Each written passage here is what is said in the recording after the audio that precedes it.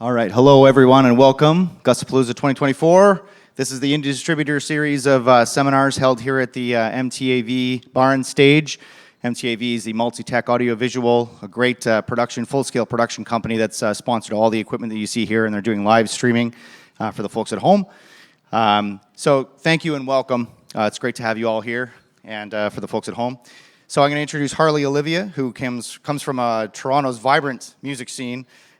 She's got over 15 years of experience as a performer, fronted metal bands, circus punk groups, explored many genres, and we perform with her. She's amazing. 2013, she graduated from Humber College's theater performance program and apprenticed with opera legends. I might get this pronunciation incorrect, but Fittis Crooker? Okay, yes. She's a dedicated voice teacher. She teaches my daughter. And she shares her knowledge of voice science and songwriting with students at OIArt. So for more info on her music, follow her at harleyolivia.com. Without further ado, here's Harley Olivia.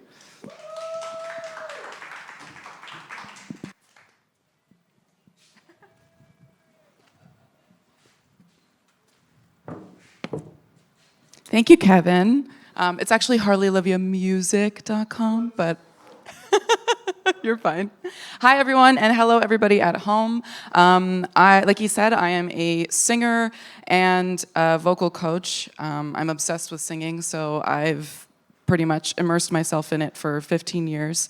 And today I'm going to talk a little bit about how to keep your voice safe, how to warm it up, how to cool it down, how to prevent any kinds of tension, and basically preventing vocal injury. We're at an indie music festival, so I know a lot of us are really hoping to do long tours, a lot of athletic performances, so this is really important to keep your voice safe. So the main thing that I like to start with is the fact that our body is a living instrument. So unlike a guitar that you just hang up on the wall, our voice is part of our everyday life. So even when you're not singing, you're picking up tension. And some of those causes of tension are the physical stressors. So it's really cold out, you get all tense. Maybe the weather, altitude, pollen, maybe the pollution in the air. I know we've been having some fires, so even that smoke can get onto your vocal folds and cause a little bit of tension. Your hydration level, alcohol consumption, smoking, acid reflux, hormones, sleep cycle, etc. These are all physical things, but I find the hardest things to avoid are the mental stressors. So that's grief, depression, anxiety, any kind of limiting belief you have. If someone told you that you are tone deaf when you were 10, that might stick with you and you might turn that into a core belief and believe it, even though that's not true. And you can imagine that's going to cause tension when you try to go and be vulnerable and try to sing. And then we also have improper technique. So if you're using your voice incorrectly, you're using the wrong muscles. If you're not using the correct ones, they're not strong enough to do the singing, what's going to happen is your extrinsic muscles, the ones that are holding your head up, are going to take over. And those are the ones that, if we strain, can lead to things like muscle tension dysphonia, which is pretty hard to get rid of. So it's worth doing the warm-up and the cool-down, right? And then we also have vocal fatigue. So I'm going to touch on this a little bit later, but not cooling down your voice is really going to hurt it. If you don't take that extra 15 minutes after a show to cool it down, you're going to get vocally fatigued. You're going to cause some tension. And then, that can lead to swollen cords, raspy voice, nodes, and the dreaded MTD. So I like to start with this because the mental stressors are definitely probably the hardest to combat. It's easy to turn the temperature down or go inside when there's pollution, but you can't really run away from your brain. So the autonomic nervous system is something that every singer should be aware of, and it is the system in your brain that controls all of the, functions in your body that we're not consciously thinking about. So this is digestion, your blood pressure, saliva production, wound healing, your body temperature. You can't actually control these by thinking about it. And one of the other controls or functions in this mode is breathing. But you can control your breathing. So by controlling your breathing, you're able to kind of control these functions as well. So the autonomic nervous system has two main divisions. There's the sympathetic mode, which we call fight or flight, and then parasympathetic mode, which is the rest and digest, which usually nobody knows what that is. We only ever hear about fight or flight. But the rest and digest is very important to a singer and a person. These are good life skills too. So when we're in that rest and digest mode, we're feeling calm. This is where you're at home and you're with your cat and you're watching Netflix. You're like totally at ease. You got a sense of calm. You've got slow, deep breaths, full vision, decreased heart rate. So you can imagine starting off a set when you're going to go sing in this mode would be ideal, right? The other thing too is in your brain. This is when you get to use your frontal lobes to make decisions, and these are the parts of your brain that take everything into account, your experience, your wisdom. This is you making logical decisions. But when we enter fight or flight mode, which you'll realize is technically performance anxiety, that frontal lobe part of your brain no longer is in control. It gets disabled and something called the amygdala takes over, and it is this structure in your brain that makes decisions not based on rational thought. And it's said to be, I think your IQ drops by 30 points when you're in this mode. So you can imagine being about to start a song, you're really nervous. If you can't control your breathing and control which mode you're in, your performance is going to be a lot more difficult. You're going to have a little bit more tension. And there's one other thing I want to touch on about this fight or flight mode. I have all the symptoms of it here, but if you notice near the mid there's one called hearing loss, which is technically auditory exclusion. So when you're really, really nervous and your body is focused on this perceived threat, something crazy happens. Your brain can't perceive sound the same way. And so if you hear 3 tones, you may only hear the top tone, the low tone, but you may not hear mid-range. So I get a lot of singers coming to me thinking that they're tone deaf, and it turns out, no, they're just anxious and they're in their fight or flight mode, and they can't perceive tones. So as you breathe and as you calm down, your singing gets better, your pitch gets better, and it's actually very, very rare to be tone deaf. I think only 2% of the population is tone deaf, and that's actually called amusia. You can look it up. All right, so ways to combat this fight or flight mode from ruining your performance is to access that breathing like I talked about. Because when we control our breath, we control our autonomic nervous system, and we get to keep it into that rest and digest mode. So I always start my warm-ups with breathing because it calms me, it keeps me in the right mode, and it kind of releases any tension that I might have. So I was at the fire pit last night, I had a couple drinks, so I need to release some of that tension, right? So I always start off with a sigh breath. This is also called a sigh of relief. I always put my acting skills to work, and I really pretend that it's a sigh of relief. And it should feel good. Can we all do a sigh of relief in the room? I want you to feel how good that feels. Right? Just feels damn good.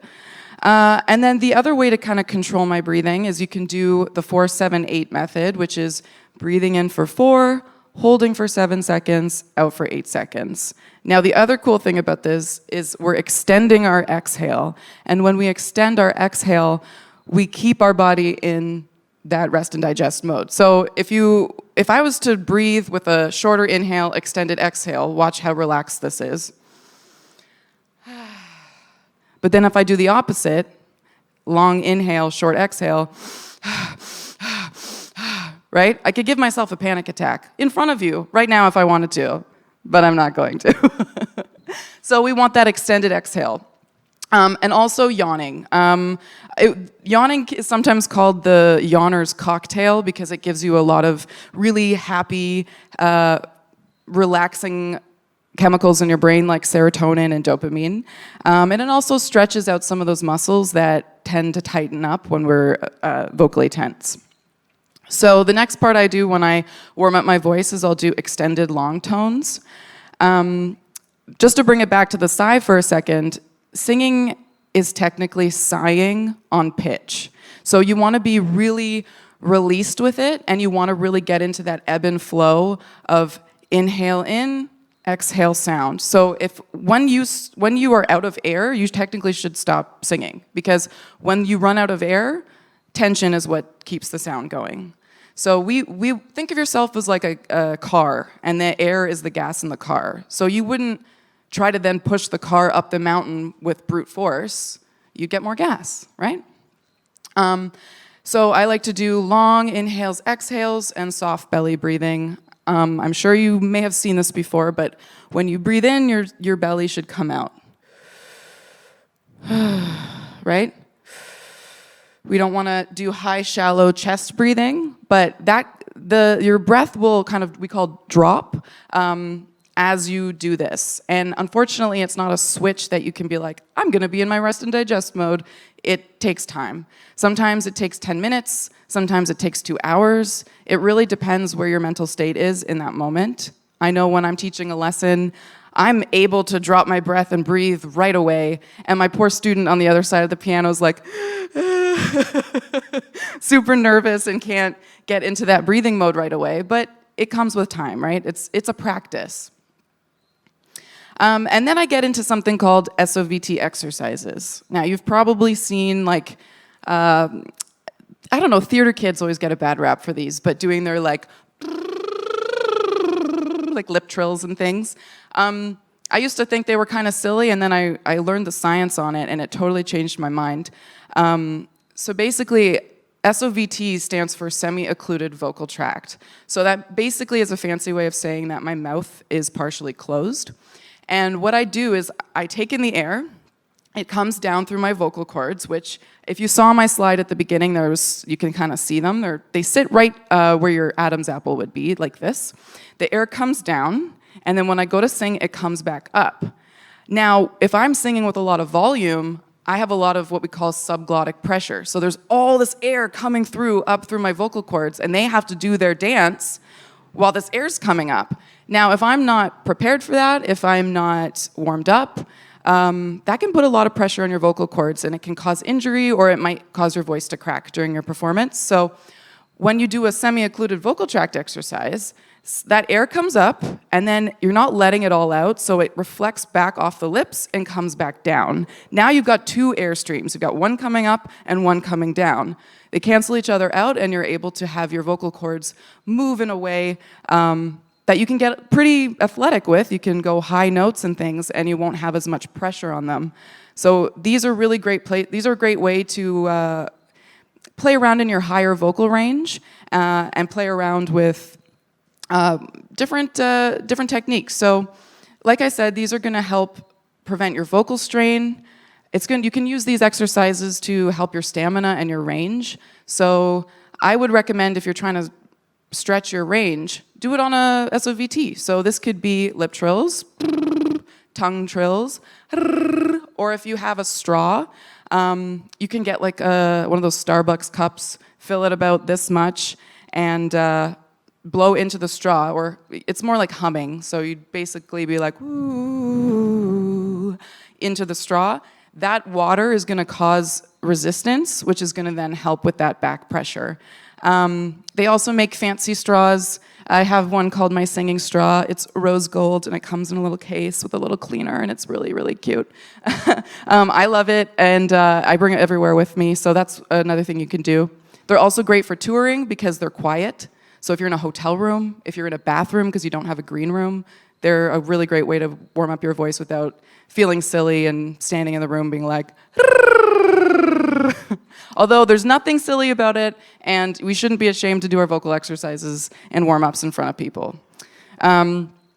Anyways, and then there's also, you can do partially closed sounds like DZ, so zzz. Anything that gives us that sort of resistance is going to help even out that pressure. All right, next thing I like to do is, I call them ooh slides, but they go by many names, sirens, rainbows. You're basically moving through your whole range. So, who's heard of like chest voice and head voice?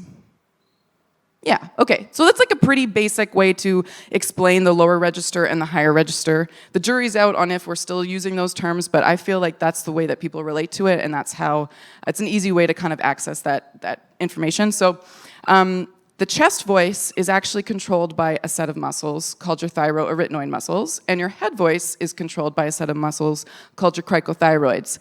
And so when you're singing through your whole range, so just say you're singing a song and you're going through all these different ranges and notes and it's bobbing up and down, you're using two different muscle groups. So you need to learn how to utilize them and work them together. Otherwise, it's going to be crack city. So I like to do the U slide, which is where I start in my chest voice, go to my head voice, and back down. And what I'm trying to do is smooth out that natural break and make it so that there's not an audible break. So I'll show you what I mean.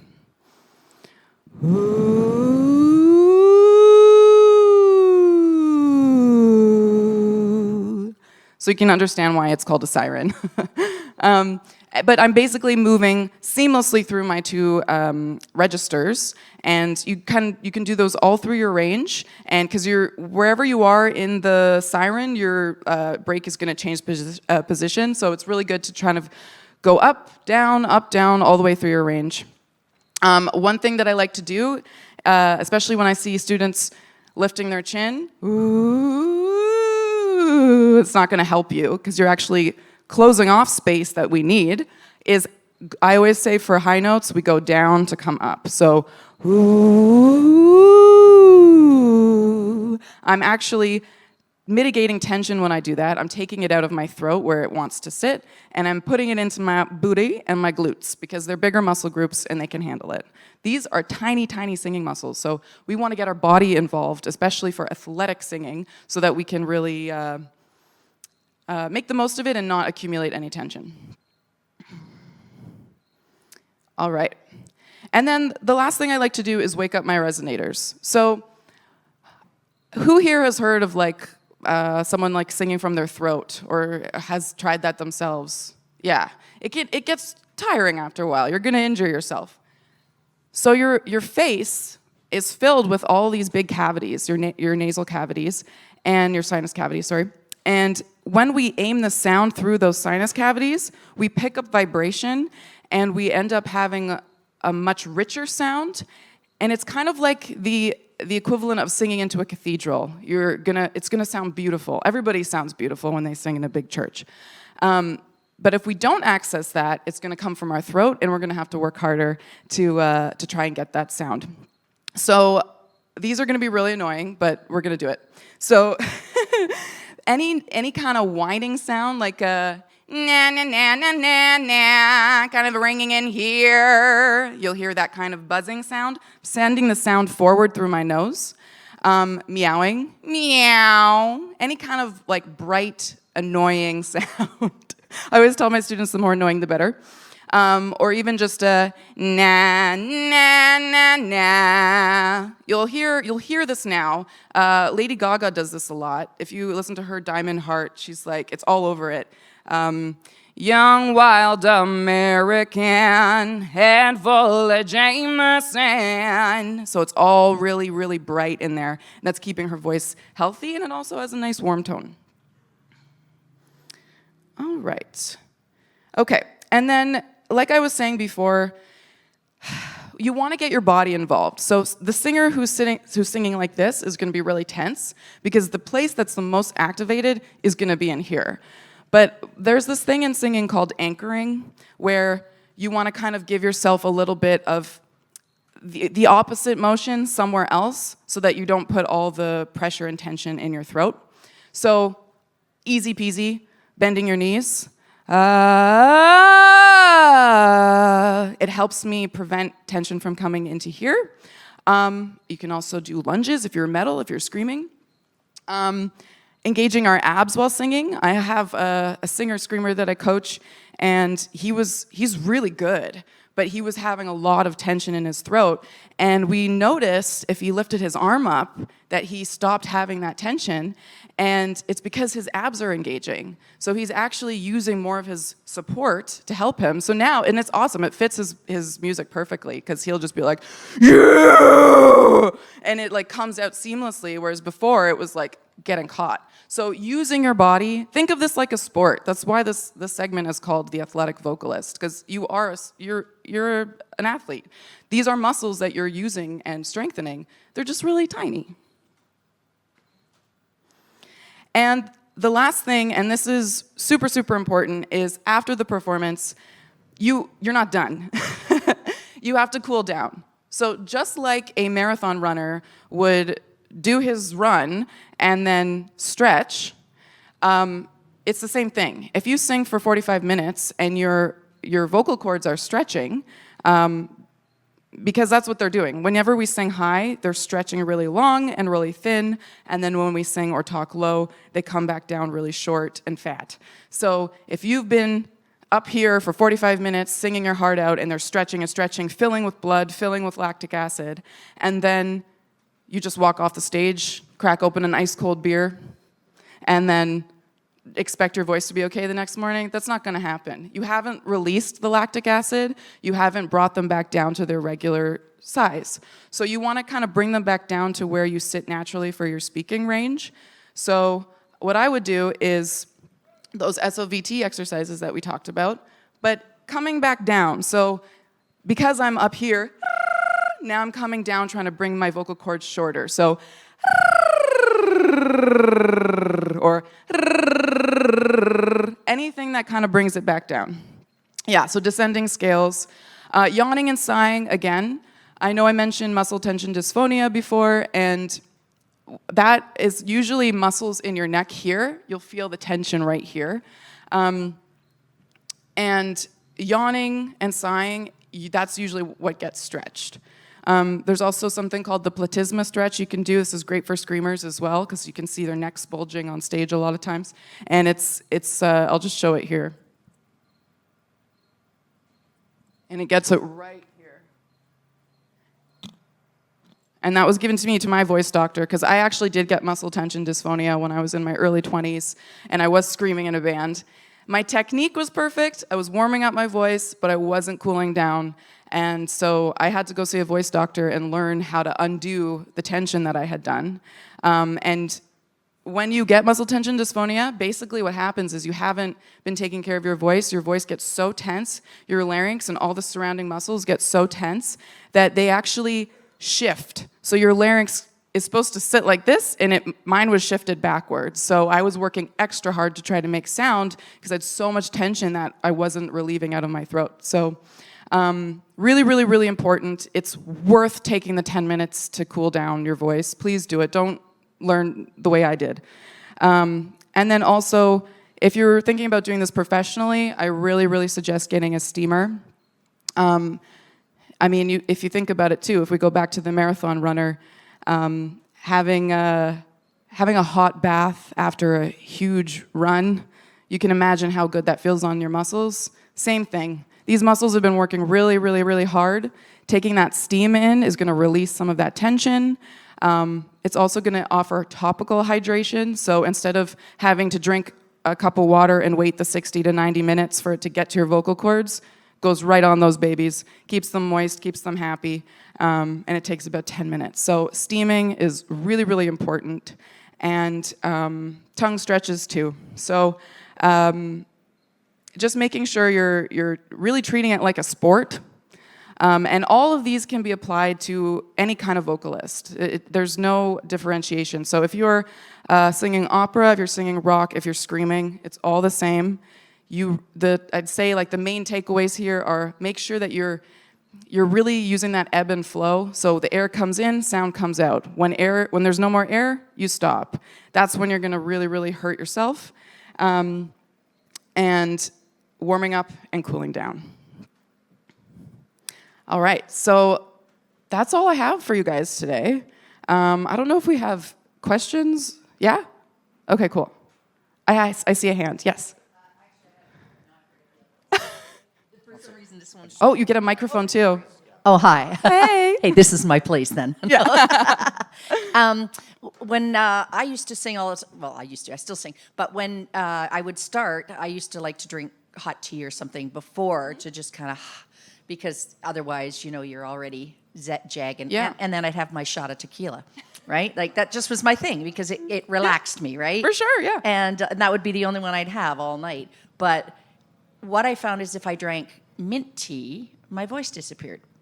Now, I just figured it's something in the mint that maybe relaxes it too much or something. But then if it's disappearing before when you do it, is it okay to drink mint tea after the show? Well, I actually love mint tea, so you picked the right person to ask this question to, because I drink mint tea all the time. Soothe, right? But the thing about tea is that when we drink it, it doesn't actually go on your vocal cords. It goes down the esophagus as opposed to the air tube. It's leaving me right now. So yeah, your epiglottis comes down and blocks it. So it's not actually going to be going into your vocal cords. Yeah. But I mean, some flavors are stronger than others. I sometimes feel like when I sing in the studio, when I have a recording, I just drink hot water. I don't even put a tea bag in it. Because sometimes I feel like, I don't know, it's like, it could be mental, I'm not sure, but I feel like there's like a residue there, and it's like kind of, I don't know, it just doesn't clear it as like much. My voice gets airy. Yeah, I mean, I'm not sure, because like it's not really, like I said, touching your vocal cords at all. Yeah. But so there should be absolutely no problem drinking it after. That would be my answer for you. It's weird that that's happening, but listen to your body, right? Yep. So I just didn't know if it was something I should just stay away from. No, I mean, I know chamomile is supposed to have some relaxation properties, so that might be a better choice for you. Because mint's a pretty strong flavor. Yeah. Cool. Any other questions? Thank you. You're welcome. Yes. Gotta get one. So I'm an artist myself, and I take a lot of vocal training and everything. But Nice. I've got a little stepson right here who's Cute. getting into the idea of singing. And I want to start giving him the pointers and tips and tricks that I know. But I don't know how to teach a kid how to sing from the beginning. You know what I mean? Like, you can teach them the bass line, but what would you say is your best bet to kind of start teaching the young ones how to start doing it? It's funny because I do have a range of students. I have as young as 9, people in their 20s, 30s, and then I have old as 73. So yeah, definitely different teaching techniques for different age groups. With the young ones, I find the most important thing is just like really feeding that passion. So if it's fun for them, they're gonna stick with it. If you make it like, no, you have to do this, you're gonna kill their spirit. So I like to follow their passion. I like to teach student-led lessons, so I'm really making sure that they're enjoying it. As they mature and as they get older, if they've been nurturing that passion and they're trying to sing new things and they're struggling, that's when you get to be like, hey, you're having a little bit of an issue here. Do you want any help? Can I help you? And then you can kind of show it to them. And then also to like, at the end of the day, every singer wants a balanced voice. So you want to be able to sing your chest voice and your head voice because that's how you're going to get your mixed voice and that's how you're going to be able to do that transition. So get them to sing in a variety of voices, like their chest voice, which is closer to their speaking voice, head voice, a little bit higher. I mean, it's different when you're a kid, but and then doing get them to understand how to do lip trills and tongue trills, because learning that as an adult, as I have seen a lot of my students, they're like, what do you want me to do with my tongue? Are you joking? So like, make sure they can do that, because then they're gonna save so much money in the long run when they go for lessons and they can already do all the exercises. So yeah, tongue trills, lip trills, and singing in all the voices. Thank you. You're welcome. All right, any other questions about singing, screaming, warming up, cooling down? We're good? Yes. So I have a lot of friends who the main thing that would make them a better singer is breathing correctly. Yeah. I mean, you know this. Yes. How do you gently tell people they're not breathing correctly and that would make their singing like 30% better just there? Yeah, I mean, you could breathe with them. If you're in a band with them and you're like, hey, let's sure. do our breathing exercises, you could be like, or you could be like, hey, I met this really cool chick. Her name's Harley, Olivia. You should watch this video. Go hire her. I mean, I can tell when someone's not speaking what we call on breath or on voice. They can also go into like Kim Kardashian territory where it's like this, like they're really running out of air and they're really just like trying to get their chords together to like make the sound. That's gonna hurt you in the long run. I mean, the theater kid in me wants to be like, hey, you should speak on voice, use air. I mean, you could, it depends how close you are to them, I guess. You could be like, hey, you know what? You really should take a breath. You seem a little tight. That works very well, actually. Thank you. Yeah. Yeah. You're not saying that they're a bad singer. They're just, you want to hear that ebb and flow in their voice. Yes.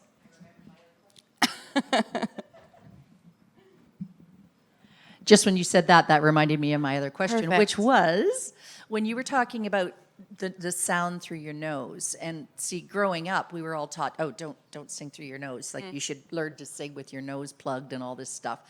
But you're basically saying go for it. So different vocal styles and different ranges in your voice are going to need a different recipe. Mm-hmm. So yeah, if you're singing more operatically, nothing's happening in there. It's all coming out my mouth. But if I'm belting, the secret sauce for belting is nasal resonance. You cannot belt without nasal resonance. It all needs to come forward. So you can hear it. If you hear any high note in any singer, I challenge you to find one that doesn't have a little bit of that buzzing, twangy sound in there. That's good because I'm in my 60s and I still get that guilty feeling when Oh my I do gosh. that. Honestly, I think when people, like, a lot of people learn in churches where they're like, oh, and it's very like, even where you're from can do it. My dad's British, and he has a hard time accessing that just because the British language isn't very forward sounding. Right. Whereas if you're from Texas, you've got access to that like no other. So everybody has a different relationship to finding that sound.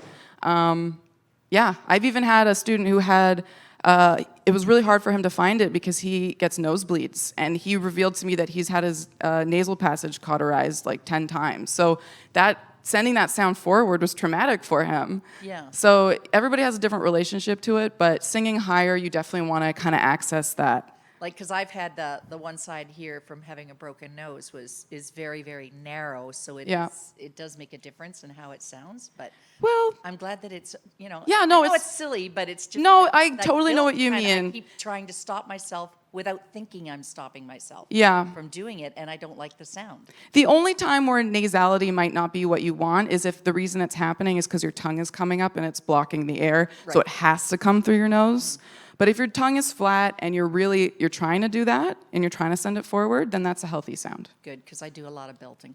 Okay, thank you. No, good question. Awesome. Do I get to ask one?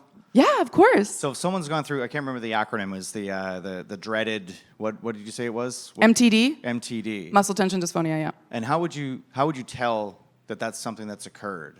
So if you're working harder to make the same sounds, like I know for me, it really showed up in my screaming. So I'd go to scream, and usually screaming feels like nothing. It's just sort of like static in your throat. But it was killing me, and I was like, that's a problem.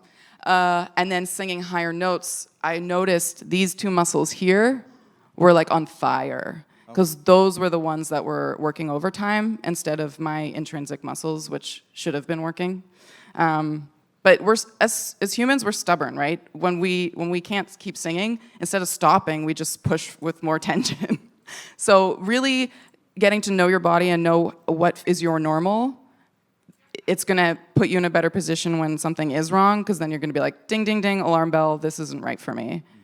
So yeah, Just to follow up there is, if you've identified that that's something that you're going through as a vocalist, Yeah. and you had to deal with it, I think is what you said. Yep. How do you, what's the regimen of training to get yourself back into shape then? So I went to the Voice Clinic in Toronto. I will preach their name forever. Aaron Lowe is the ENT there, and he's amazing. He's worked with like Ozzy Osbourne and like some of the greats. So I definitely trust him with my voice. But basically, first thing was I got a scope to make sure it wasn't nodes or anything actually on my vocal cords that were causing the issue. And then I went to Aaron, and once I found out that I was clear and everything looked good, and they do laryngeal massage, so massaging some of that tension out of your muscles in your throat.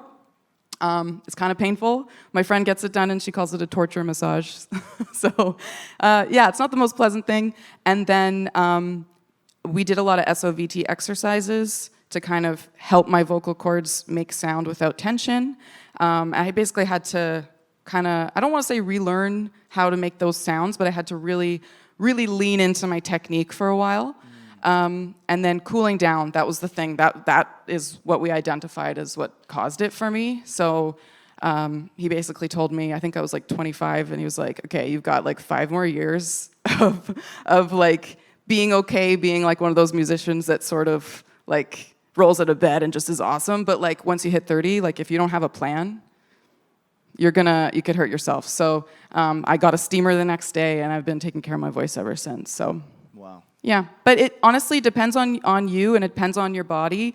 For me, the muscle tension dysphonia, I only needed 1 checkup, and then I took it and ran with it, and I did those exercises, and I was probably fine within a few months. But then I know people who it took a year because of their age or because of whatever reasons about them. But anyways, yeah, so it's really dependent on who you are, how your body is, and how long it's been going on for. Yes. Thank you. You're welcome. Yeah. Sorry. This question is, because I know a few people have asked me about this, is how does snoring affect your vocal cords? Because I know some pretty heavy snorers, and they wake up and you actually feel like you have a cold and a sore throat every morning. Yeah, it's funny. My partner's here and he snores, and I want to be like, it's terrible. You should stop. Honestly, if you're breathing through your mouth at night, you're probably drying it out because you're not filtering it through your nose. So you're definitely going to be drying out your vocal cords overnight, which is maybe why you feel like they have that discomfort and feel like they've been using their vocal cords all night, because they have. I'm pretty sure the actual sound of the sound of the snore, that kind of whatever, is actually the folds above the vocal folds. So I don't think they're actually moving. But yeah, it's definitely going to be drying, which your vocal cords are covered with this sort of wet layer called an epithelium. I always think of like chicken breasts, like that weird layer. That's kind of what's on it, and it needs to stay moist. So if it's dry, they're gonna then work harder the next day to try to move because they don't have enough moisture to like work properly. Okay, thank you. You're welcome. Hello. Hi. I know you mentioned 10 minutes to cool down. Yeah. What do you know what the right amount of time is to warm up? So, I mean, general rule, the harder you're going at your performance, the longer you want to stay at the spa. So if you're like really belting, really screaming, or even just like singing for a long period of time, you're going to want to do a little bit longer of a cool down to release that. And even warm-ups, like you might want to do a little bit of I want to say longer warm-up, but I don't mean like athletic warm-up. I mean like breathing, getting yourself ready. Yeah, I would say I generally do about 15 minutes. My steamer, the one that I showed in the last slide there, the Pure Mist steamer, it holds a charge for 30 minutes. So it's perfect. For my warm-up, I breathe into it for 15 minutes, do my like lip trills in it, or whatever, and then I use it again for 15 minutes and do my cool down. So it's kind of timed out for me, which is kind of nice. Yeah. Thank you. You're welcome. And Kevin is gone. Oh, no, you're there. Okay. Thank you, Harley. Thank you so much. Yeah. If you have any other questions, I'm here all week. I've wanted to say that forever. Thanks.